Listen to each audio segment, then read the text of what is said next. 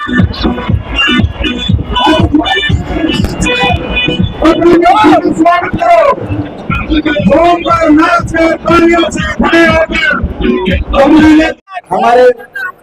सभी, सबके नाम कई बार आपके सभी हमारे सम्मानित नेतागण, परम श्रद्धेय हमारे सांसद जी सतपाल ब्रह्मचारी जी और सभी नेतागण और हमारे उम्मीदवार जो कि आपके भावी विधायक महावीर गुप्ता जी आज अपने गांव में पहुंचे, आपने मान सम्मान किया, आपका धन्यवाद। एक खुशखबरी लेके मैं आपके गांव में एक और मैं आया हूं। पूरे हरियाणा के हर कोने में घूमकर पिछले लोकसभा चुनाव से लगातार हमारी यात्रा चल रही थी। जींद में भी आए थे, यात्रा जबरदस्त, आप सबने सहयोग किया था। यात्रा जब पद यात्रा जींद में गई थी तो भाई जींद में अलग ही नजारा था उस दिन। और अब चुनाव शुरू होने के बाद हरियाणा कोने कोने में जाकर आपके बीच में आया हूं और एक खुशखबरी लेके आया हूं। रिपोर्ट आप तक आली की नहीं आली, अभी कदर रही है। हरियाणा में हवा बल्ली की नहीं बल्ली, सिस्टम घुमा दिया कि नहीं घुमा दिया। हरियाणा के कोने कोने से, हरियाणा के कोने कोने से एक ही आवाज आ रही है, ये अत्याचारी बीजेपी की सरकार जारी है और हुड्डा साहब के नेतृत्व में कांग्रेस पार्टी की सरकार। ये धर्म अधर्म, न्याय अन्याय की लड़ाई, ऐसी सरकार बीजेपी की जिसने भट्टा बिठा दिया हरियाणा का।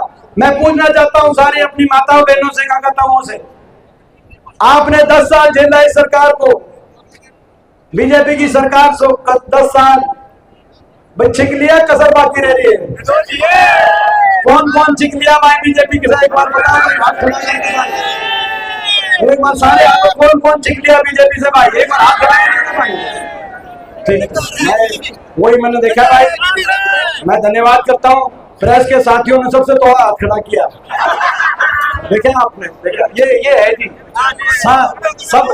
तो ये इन्होंने ऐसी सरकार चलाई 10 साल, जो बीजेपी की 10 साल की सरकार में जो हरियाणा देश में विकास और खुशहाली का प्रतीक था हमारा प्रदेश, आज वो देश में नंबर 1 बन गया बेरोजगारी में, नंबर 1 बन गया नशे में, नंबर 1 बन गया अपराध में, क्राइम में, नंबर 1 बन गया विदेश में पलायन में। क्योंकि इतना हरियाणा के नौजवान का भविष्य इतना अंधकारमय कर दिया इस सरकार में, देश में सबसे ज्यादा बेरोजगारी, कि कहीं डिप्रेशन का शिकार, कहीं नशे का शिकार, कहीं घर बार बेच के विदेश की तरफ।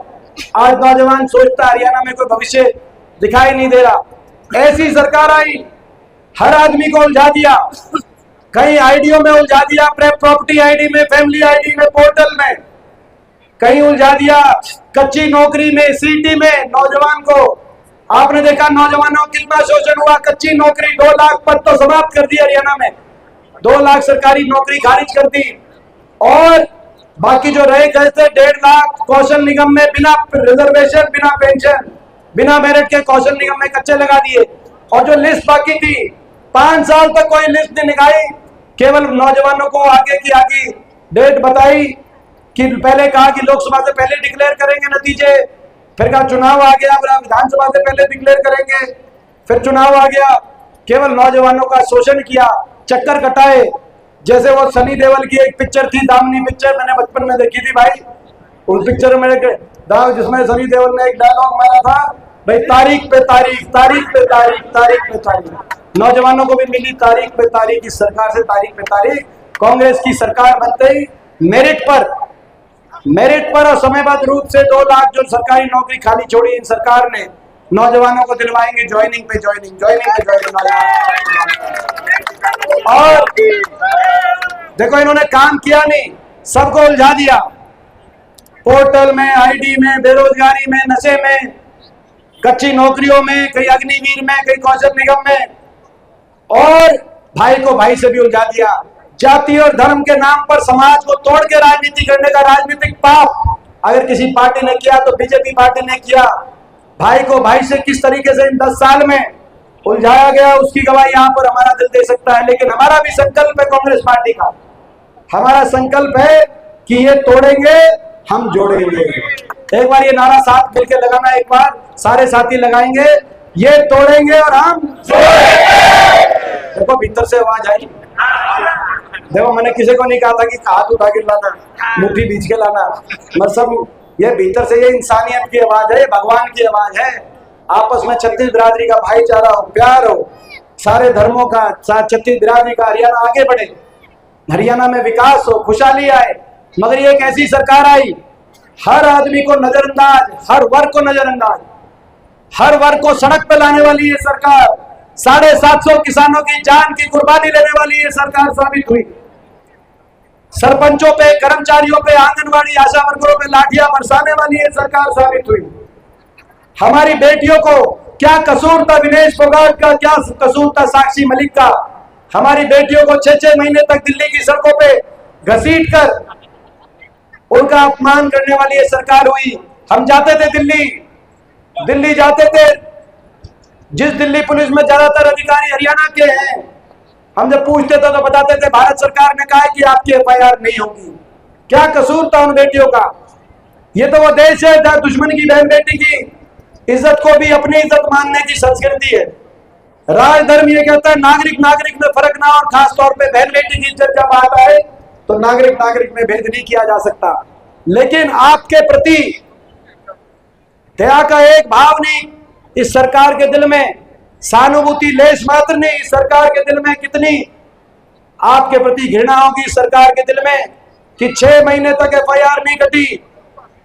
5 ओलंपिक विजेता हमारी बेटियां, उसके बाद धन्यवाद करते हैं सुप्रीम कोर्ट ने कहकर एफआईआर कराई, और धन्यवाद करते हैं दिल्ली न्यायपालिका ने जिसने लिख दिया, आरोप तय कर दिया उस बीजेपी के सांसद आरोपी पे कि भाई 5 लड़कियों के साथ उसने गलत किया था, ऐसे सबूत मिले और आरोप तय हुए।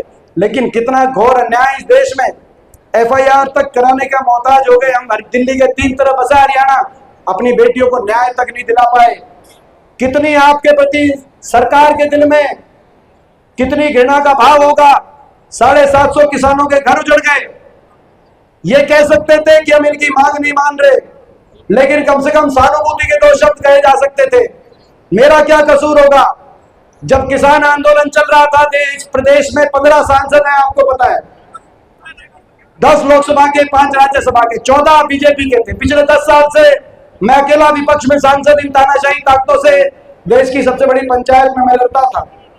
और जब मैं उठ के खड़ा होकर मैंने बात कही कि इन किसानों की बात नहीं मानते तो कम से कम सहानुभूति के 2 शब्द तो कहो, तो सारी देश के बीजेपी के सांसद मुझ पे टूट के पड़े, आपके बेटे पे टूट के पड़े। आपके बेटे पे क्या बनी होगी?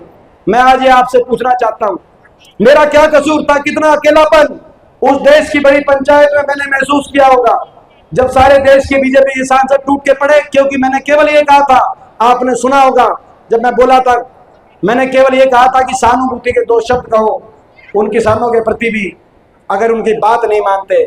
लेकिन टूट के पड़े। मेरा किसी से बात करने का भी जी नहीं हुआ। मैं भी 20 साल से देश की सबसे बड़ी पंचायत में, लोगों ने बहुत आशीर्वाद दिया है। 5वीं बार शायद मेरी उम्र में किसी को अवसर इतना नहीं मिला, देश में 5वीं बार देश में संसद में पहुंचने का अवसर मिला है। मैंने सत्ता भी देखी है, विपक्ष भी देखा है, लेकिन ऐसा टाइम नहीं देखा जब किसी के साथ बात करने के भी चोर हो गए। वहां किसी के साथ चाय पीने का भी जी नहीं करता था। केवल ये कसूर था कि मैं आपका बेटा था। जो बाकी जैसे कोई सा बिक गया, कोई सा झुक गया। 2014 में तो विपक्ष में 2 सांसद भेजे थे, एक दुष्यंत चौटाला और एक मैं हिसार से वो आए थे, रोहतक से मैं गया था। वो तो दिल्ली पहुंचते उसने उसको तो दिल्ली की हवा लग ली, बीजेपी लेके रहना, क्या करें। लेकिन आपका बेटा खड़ा रहा ईमानदारी से, ताकि इतिहास में ये बात आए कि जब इतना अन्याय हो रहा था तो कम से कम कोई आवाज तो वहां उठे। क्या कसूर था? इन्होंने निशाने पे रखा। अब उस सारे लड़ाई, उस सारे अपमान, उस सारे संघर्ष की अग्नि परीक्षा का समय आया है।